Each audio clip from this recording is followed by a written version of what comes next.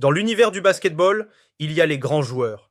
Et puis, il y a les véritables artistes, ceux qui élèvent ce sport au rang de spectacle pur. Kyrie Irving fait indiscutablement partie de cette élite rare. Son style de jeu transcende la simple performance sportive. Ses dribbles ressemblent à de la danse contemporaine.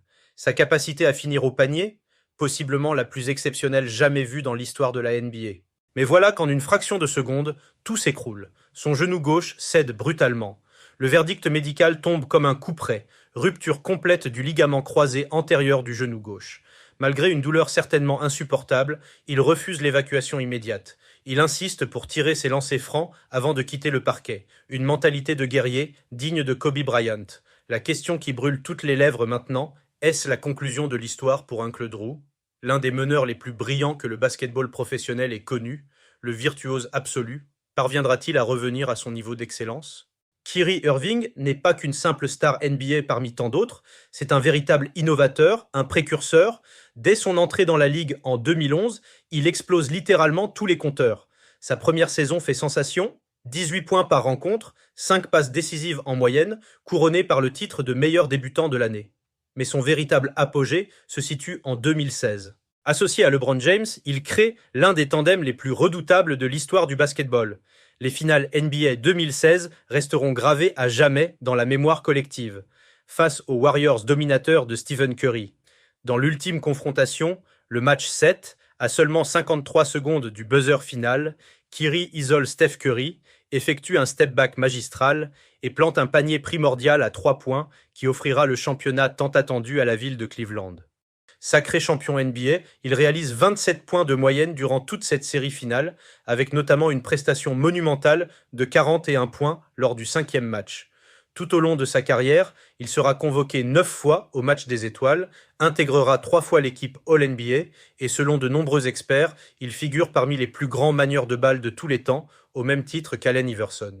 Cette saison 2024 à 2025, avant que le drame ne survienne, ses statistiques étaient éloquentes. 25 points par match, 5 rebonds, 4 passes décisives, avec un pourcentage remarquable de 40% de réussite à longue distance.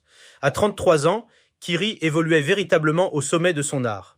Ses feintes dévastatrices, sa finition au cercle incomparable, son contrôle de balle exceptionnel, sa réussite dans la zone restrictive malgré ses 1,88 m de hauteur, il signait une saison absolument extraordinaire.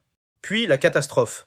Son genou gauche a lâché. Rupture du ligament croisé antérieur. Ce même genou qui avait déjà subi une fracture de la rotule en 2015, puis une nouvelle intervention chirurgicale en 2018 qui l'avait contraint à manquer la fin de cette campagne.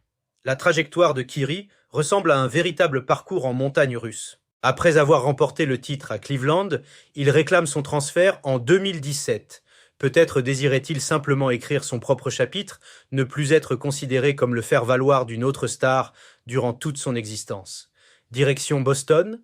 Durant la saison 2017-2018, il affiche 24 points et 5 passes en moyenne. Mais ce genou fragile le lâche une nouvelle fois. Petit retour en arrière, en 2015, lors de la première rencontre des finales NBA face à Golden State, il se fracture la rotule. 4 mois d'arrêt total. En 2018, des complications apparaissent sur ce même genou. 2 interventions chirurgicales s'avèrent nécessaires pour extraire des vis et soigner une infection grave. Résultat, il rate l'intégralité de la saison. Il fait son retour et rejoint Brooklyn en 2019. Avec Kevin Durant comme partenaire, tout le monde imaginait une domination sans partage. Il compile 27 points de moyenne lors de la saison 2021. Mais entre les blessures à répétition, son refus de vaccination contre le Covid-19 et une polémique médiatique en 2022, il ne joue que 143 matchs en 3 saisons et demie à Brooklyn. Arrive ensuite février 2023, cap sur Dallas. En duo avec Luka Doncic, il semble retrouver une seconde jeunesse. La saison dernière, il tourne à 25 points de moyenne. L'équipe atteint les finales NBA, s'inclinant 4-2 contre Boston. Mais quel parcours incroyable malgré la défaite. Enfin, on retrouve Kyrie à son meilleur niveau. Juste au moment où il semblait avoir trouvé sa maison basket à Dallas, cette blessure vient tout remettre en question. Son association avec Anthony Davis, fraîchement arrivé via un échange majeur en février 2025, paraissait extrêmement prometteuse. Lors de la première sortie d'AD sous le maillot de Dallas, il compile 26 points, 16 rebonds et 2 contres. Malheureusement, ce sera son unique apparition aux côtés d'un Kyrie en pleine santé. Irving était justement lancé dans une série exceptionnelle. 10 rencontres d'affilée à 28 points de moyenne avec 48% de réussite au tir. Ce duo nous laissait entrevoir un pick and roll absolument destructeur, avec un joueur comme Anthony Davis capable de shooter à 3 points, de plonger vers le cercle après l'écran pour réclamer le alley-oop, et Kyrie qui peut s'engouffrer dans la raquette pour conclure lui-même ou provoquer une faute. Leur combinaison semblait véritablement imparable. Hélas, nous ne découvrirons jamais ce que cette association aurait pu accomplir. Mais que signifie concrètement une telle blessure pour Kyrie? Une rupture du ligament croisé antérieur constitue l'une des pires blessures imaginables pour un basketteur professionnel. Pour quelle raison? Parce que ce ligament joue un rôle absolument crucial dans les changements de direction. Surtout pour Kyrie, dont l'intégralité du jeu repose précisément sur les variations de direction et de rythme permanentes. La durée d'absence minimale s'établit entre 9 et 12 mois, et il faut encore compter plusieurs mois additionnels de rééducation progressive avec une gestion stricte du temps de jeu pour favoriser un retour graduel et sécurisé. Le danger de rechute demeure considérable. Énormément de joueurs ne retrouvent jamais leur capacité à 100%, ou du moins pas avec la même explosivité, la même vélocité et la même détente qu'auparavant. Mais l'aspect le plus préoccupant, ce genou, Kyrie l'a déjà fait opérer à 2 reprises. Une première intervention en 2015 suite à une fracture de rotule. Une seconde en 2018 pour retirer des vis qui avaient déclenché une infection sérieuse, le contraignant à manquer plusieurs mois. Et désormais, une rupture ligamentaire complète. Le cauchemar absolu devenu réalité. La question cruciale se pose donc. Reviendra-t-il vraiment fouler les parquets? Et dans l'affirmative, à quel niveau pourra-t-il performer?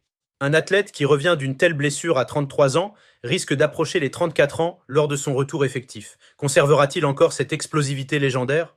Lorsqu'on analyse cette blessure en la comparant à d'autres cas similaires, impossible d'éviter la comparaison avec Derrick Rose. Derrick Rose incroyablement explosif et imprévisible, qui construisait tout son jeu sur les changements de direction incessants, a vécu un retour extrêmement compliqué parce qu'il n'a jamais récupéré son explosivité d'antan. Ou encore Klay Thompson, qui a nécessité énormément de temps pour revenir sur les parquets et qui depuis affiche une mobilité et une explosivité nettement réduites par rapport à son niveau d'avant. Pour Kyrie, son basket dépend à 90% de son explosivité.